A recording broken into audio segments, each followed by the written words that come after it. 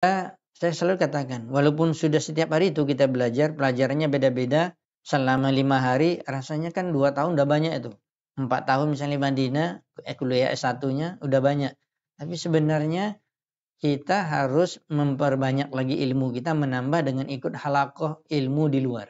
Dulu ketika di Lipia Jakarta, saya itu setiap Sabtu ada kajian Ustaz Abdul Hakim Abdad, Sahih Bukhari.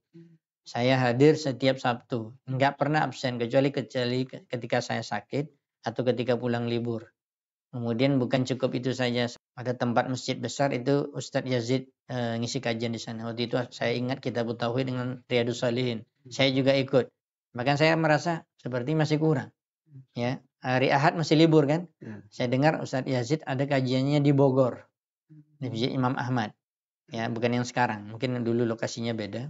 Belajar kalau tidak salah Usulul Salasah. Saya kejar, Pak. Saya kejar ke sana dari Jakarta naik kereta api sampai ke Bogor. Bogor nanti sampai di stasiun kereta api naik angkot lagi baru sampai tempat kajian. Jadi maksud saya motivasi kita menuntut ilmu itu tidak cukup hanya di kampus.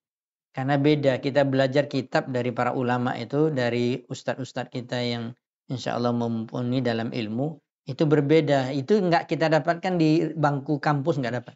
Beda. Sama juga saya katakan ketika saya kuliah di Madinah, Allah berikan kemudahan 2 tahun saya tetap persiapan bahasa dulu. Kemudian 4 tahun baru S1-nya, Fakultas Hadis. Itu alhamdulillah memang saya semangat juga untuk kembali ingin menambah ilmu. Jadi nambah di mana? Ya di Masjid Nabawi.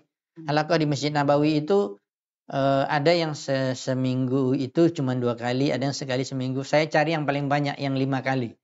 Ketika itu halaqah Syekh Abdul Muhsin Abbad, ayahnya Syekh Abdul Razak. Itu halaqah hadis.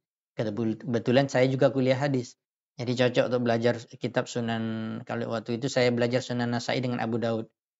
Ya. Ustadz Aspri itu udah sama saya juga duduk. Sama kami. Ya, dari Maghrib sampai Isya. Maghrib sampai Isya setiap malam. Tambah lagi saya ikut halaqah Syekh Abdul Razak itu di masjid di batas pagar itu dari tempat kami asrama loncat itu pagarnya tinggi mungkin lebih kurang setengah ini. Itu masjidnya tempat tinggal Syekh Abdul Razak di seberang. Itu ada halaqah Kitab Tauhid. Ya, kapan mulai kajiannya setelah asar.